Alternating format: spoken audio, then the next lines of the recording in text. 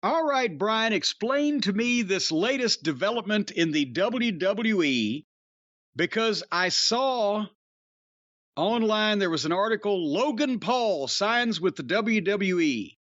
So I want to know more information. So I click on this and it says Logan Paul announced on Twitter he is signed with the WWE and it has the link to the Twitter. So I'll find out more. So I click on the Twitter and it's Logan Paul on Twitter saying, "Hey, I've signed with the WWE." So we got all the details now. Obviously, Logan Paul is one of the Paul brother. Who's his brother? Billy Paul? Me and Mr. McMahon. Mr. McMahon. Mr. Jake McMahon. Paul is Mr. his McMahon. brother. Not Billy Paul, but Jake Paul. We got a thing. I'm sorry, Rocky. You did it better. Anyway, so. Did he? Well, he kind of did. He did it better than I did just now. He didn't do it better than Billy Paul did, but Billy Paul didn't do wrestling parody songs. So no, Billy Paul did Miss Jones. He did Mrs. Jones because they got a thing going on every day at the same cafe, 4:30. Anyway, so the Paul fellow, one of the Pauls, Logan Paul, has signed with the WWE. The last time we saw him, he was in a tag match with Miz, and then Miz turned on him for whatever reason, and just, as I recall, we said, what the fuck was that all about? Because didn't he just drop him on his head and then just walk off? Or he walked off on Logan Paul, Logan Paul walked off on him, whatever. No, he walked off on, they won the match. And they then won the match. While they raised each other's hands, he turned on Logan Paul and left, and Logan Paul, reasonably so, looked kind of confused in the ring as to why this had happened, the same way we at home wondered why the hell did this happen, and then we never found out why it happened. Well, now, the story apparently came out later on that Logan Paul, he wanted to leave as a babyface. So apparently... Are you serious?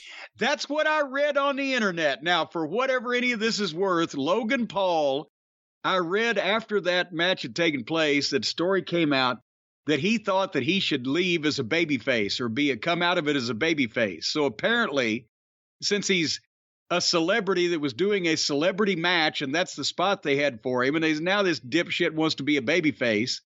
So apparently they had Miz drop him on his head and walk off from him, and that they told him that turned him babyface. Apparently he was happy with that. I don't fucking know. Well, we were impressed with him. We were really impressed with him. From every time we've seen him on TV, Yes. He carried himself well. He was not in any way embarrassing to the business in the ring. We said they should sign this guy. Yeah, well, now they've signed him. Now the question is he going to come? Because I saw that now somewhere or another, Miz was at least speaking about him like they hadn't broken up or something. So I don't know whether he's going to be a heel with Miz and Mizriz or whether he's going to be a babyface or what. But I mean, maybe they play it like that. Miz didn't think he was going to come back, and now that he's coming back, Miz wants to be his friend, and then if he wanted to leave as a babyface, maybe he wants to come in as a babyface too, and he goes right out with Miz. There's a natural story there. Well, but here's the problem. This guy's a natural heel. He can, if you don't have any experience in wrestling, but you're a great athlete like he apparently is, and you can be taught some moves, it's easier to be a heel than a babyface because it's easier to be a prick and make people dislike you than it is to really make people like you. That's in wrestling or any genre of life. It's easier to make people dislike you than to make people like you.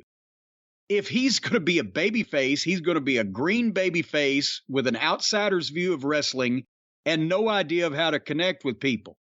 But if he's going to be true to himself, he's a heat-getting, fucking self-promoting, cocky, arrogant, and/or obnoxious fucking guy that can probably tickle the taints of the wrestling fans in a negative fashion and get some heat. So I would hope to fuck that he'd be a heel, because elsewise they may have spent some more money that they ain't going to get a return on. I mean, can you see this guy being a fucking Ricky Morton babyface? I could see him getting over like that, but I think it's better to get him over as a heel first, because I think even in that match, fans were kind of predisposed to boo him. He's with The Miz. He's a social media star. Quite frankly, a lot of his content is probably geared towards a different demographic than the WWE male older audience. That is the biggest audience that they have. What is his target audience, old Logan Paul? I would think it would probably be girls between teenage years into their 20s, maybe some young kids. Well, not young kids, but teenagers. It's not really a older audience for Logan Paul material. Teenagers like boxers these days. They like fighters. They like social media sensations. And him and his brother have been doing it for a while, so a lot of their audience has grown with them. But what I was going to say is, so they bring him in. He's got a lot of talent. What they announced is he has signed a multi-event deal. So that's interesting phrasing there. What do you think of that? Multi-event, not multi-year, but multi-event. Right. That tells us we're going to see him more than once. But it doesn't tell us anything else. And at that point, why would you phrase that instead of just leaving it open? Because if you say, well, he's been signed to more than one event, then the first time we see him, we know, well, this is not the only chance we're going to have. Maybe we can skip this one and catch the next one. I can understand him not wanting to say we've signed him for 5 years. You're going to see him for the next 5 years every fucking week. But multi-event. Well, here's the other thing to think about in terms of how they use him and how they bring him in. And again, the way they left things off, you would think there's a natural thing there with him and The Miz. And more than likely, he's worked with The Miz before his match, so they have a good relationship. But in terms of heel or babyface, I agree with you. He's a natural heel. Bring him in as a heel would be a great move. But the problem is, look at the roster right now. Are there enough babyfaces to justify another heel? Well, now you've got a point there. And again, we went through their roster. They had, before all the massive cuts of the last year, they had 200 and something people on contract on Raw, SmackDown, NXT, Unseen Developmental. You know, people that Howie, the mailroom guy, locked in a closet at Titan Tower. They just found them. They had 200 and something people. They fired 60 or 70 or maybe 80 of them. That means they got 120, 130 something left. And we're sitting there going, well, they might have to make this heinous asshole a babyface because they've just got no other babyfaces. How can they let themselves get in this position? And again, you called it a couple weeks ago, or a few weeks ago. They had the perfect time and they had the perfect thing until they changed it with Seth Rollins to make him babyface. Yeah. And then they had him go out there and stay heel, and now we have a lot of heels. And take a sledgehammer to somebody. Instead, I respect you, and now I'll hit you with a sledgehammer. They would have bought Seth in a top babyface position, and it would have got him by the next 6 months at least. But now I don't know. So welcome Logan Paul to the WWE for at least 2 matches. At least 2. And, you know, for people who work behind the scenes in wrestling right now, these guys, the Bad Bunnies, the Logan Pauls, this is as close as it gets to booking the NWA champion into your territory. You know you're going to get them once or twice a year, and you got them for TV a few times to do some promos or an angle or two, and then they'll be gone. Yep. And now let's think, who are the big draws, ticket sellers, ratings movers, pay-per-view attractions, and how many of them actually come to work every day? How many of them are Brock Lesnar? How many of them are Ronda Rousey? How many of them are Roman Reigns Logan Paul? How many of them are Roman Reigns? How many of them are John Cena is going to bop back in every so often? All the guys and girls that draw the money and or are featured as something special and or are outside celebrities only work 2 or 3 times a year, show up at WrestleMania or make the big pay-per-view or whatever. So no wonder they look like bigger stars than the guys you see every goddamn Monday or Tuesday or Friday. And how do you get out of that? You can't take the guys that they're seeing every week on TV because there's so few of them and drop any of them out. I would suggest putting more people in the mix. At least there'd be some variety. But it seems that Their writing staff is bigger than the roster of active talent that they use on either one of the programs. So again, in AEW, we see a guy we like. We know we're probably never going to see him again for 6 months. And in the WWE, we see a guy on TV 1 week. We know he'll be 30 minutes of every week's show for the next 2 months. There's no middle ground. But Logan Paul, he's a celebrity by cracky. And that's what you need. You need more celebrities. More celebrities with size who seem to get it. Yes. But now the question is he, how old is Logan Paul? Let me look that up.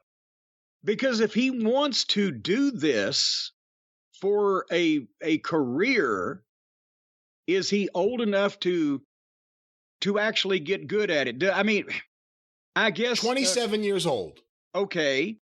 But now he's made a lot of money in all these other ventures. So does he want to be even in a position right now like a Roman Reigns or a top guy that's making 7 figures for a contract, but having to apply himself to do that regularly for a few years? I wonder, is the need for money, even millions of dollars, pressing with him? He's young enough and he's athletic enough.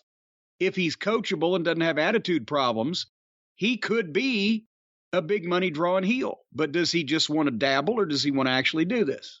And the other thing to remember is bringing him in, he's one of these guys that's not going to have the third-party issues. I guarantee he's not giving up any of his third-party stuff to WWE, so that's a lot of income right there he's making on top of whatever he does, probably for fun in a lot of cases with WWE. So who knows? But, that's the thing. A lot of these people, they can't do third-party deals. He's coming in there. He's got the best third-party deals of any wrestler on the roster. And it's not like it used to be with outside athletes from other sports, because in the days of, who was it showed Wahoo his wrestling check? I'm trying to think now. I'm just in the middle of trying to read the book on Wahoo by Karen McDaniel, his widow, and John Cosper. But Wahoo played pro football, and one of the wrestlers showed him his check for wrestling. He said, "Was that for 1 week?" He said, "That was for 1 match." What the fuck? Same thing with Ernie Ladd. Ernie Ladd started dabbling in wrestling in the, 63? But he was still playing football for a few years, but that was in the days when the pro football players weren't making the multi-millions they make now. And he realized, Jesus Christ, I'm making more money on my off-season wrestling than I am on the whole season playing football. And he switched.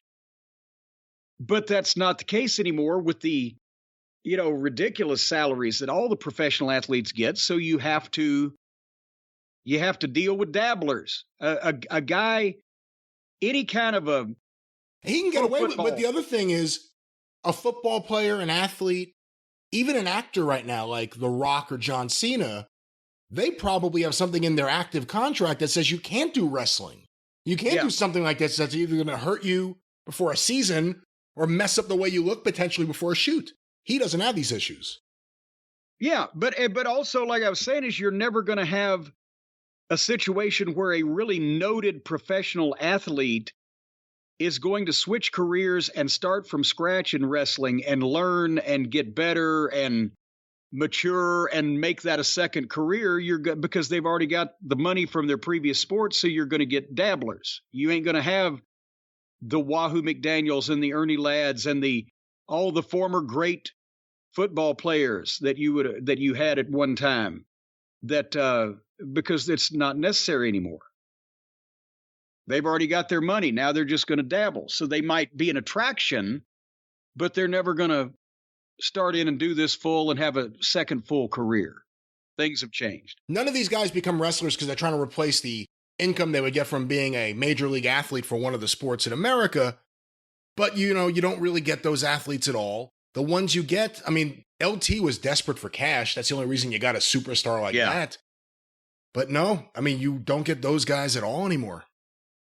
It's sad. It's sad. You used to be able to find professional athletes that wanted to change careers.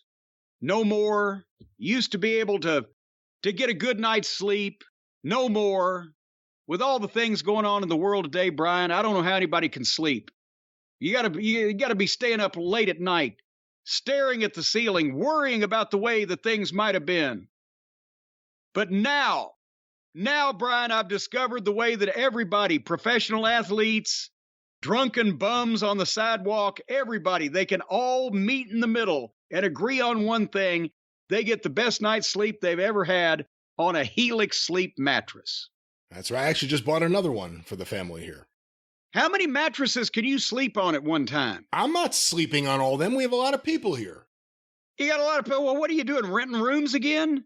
No. Well, folks, if you're running a boarding house, and that's now that you've mentioned it, if you're running a boarding house, ladies and gentlemen, if you're running Mrs. Mendelbright's boarding house, and you've got a bunch of people coming in and out just sleeping on things, couches, easy chairs, overstuffed ottomans, whatever, get a bunch of Helix Sleep mattresses. If you go to helixsleep.com right now, that's HELIX sleep.com/JCE, you can take the 2-minute sleep quiz, and they will not only match you to a customized mattress that'll give you the best sleep of your life, but if you tell them, hey, I'm running a flop house, I need about 10 or 12 of these things, maybe they could work something out. You never know. And then that way you could outfit every room in your house with a Helix mattress. As people are walking down the street, hey, you need a good night's sleep? Give me $10. Come on. Let them take a nap. And then you'll see what happens. You'll never be able to get rid of these people. They'll move right in your house. They won't leave because they will not want to be far away from their luxurious, comfortable Helix Sleep mattress. They've got different models to choose from: soft, medium, firm, cool down mattresses, spinal alignment mattresses. You know, it's amazing. You lay down on this mattress, both sides fold in on top of you. It gives you a big bear hug and it cracks your spine. Then it flops back down. And then as long as you keep an eye on it, just to make sure it doesn't get jumpy, you can go to sleep on it from there. They've got all kinds of mattresses. They got mattresses, like typical mattresses you could sleep on without worrying about any sort of anything. You could sleep on it like a regular mattress. No, there's nothing typical about these mattresses. They're extraordinary. They're Guinness Book of World Records mattresses. Do you know they were voted the #1 best overall mattress of 2020 by Wired magazine? And as we mentioned before, if a magazine devoted to cocaine fiends and meth addicts... That's not what Wired magazine is, no. It's not. Oh, you told me that. You know, you're probably getting that confused with the book Wired that Woodward wrote about John Belushi. That's what it was. Well, John Belushi never slept on a Helix Sleep mattress or he wouldn't have needed the cocaine, folks. He was driven to drugs because he didn't get a good night's sleep. That's not what I'm saying either. I thought that's what you said. And, you know, it was... All I'm saying is if you sleep good, then you don't misbehave and you don't make bad decisions in life. You wake up feeling rested and refreshed. You don't get on the drugs. You don't do things like that when you sleep on a Helix Sleep mattress. And they, like I said, they match your body type and get you the perfect mattress. Why would you buy a mattress made for somebody else? You don't want that. You don't want to buy a mattress that somebody else has been sleeping on and dribbling all their DNA all over it. Helix, they're alone in the world of mattress sales. They will actually send you a mattress that nobody else has slept or fucked on before. They send everyone brand new mattresses. That's what I just said. Let's say that in a nicer way instead of as vulgar as you just did. Well, no, there's some of these companies will just send you any old cum stain thing.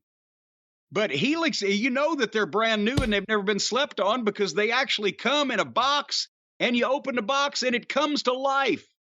After it's delivered to your door, it just comes to life right in the place you put it, and you can smell the newness. You know that there's been no sperm spilled on a Helix Sleep mattress before you get it. Then what you do with it from there is completely up to you in the privacy of your own home.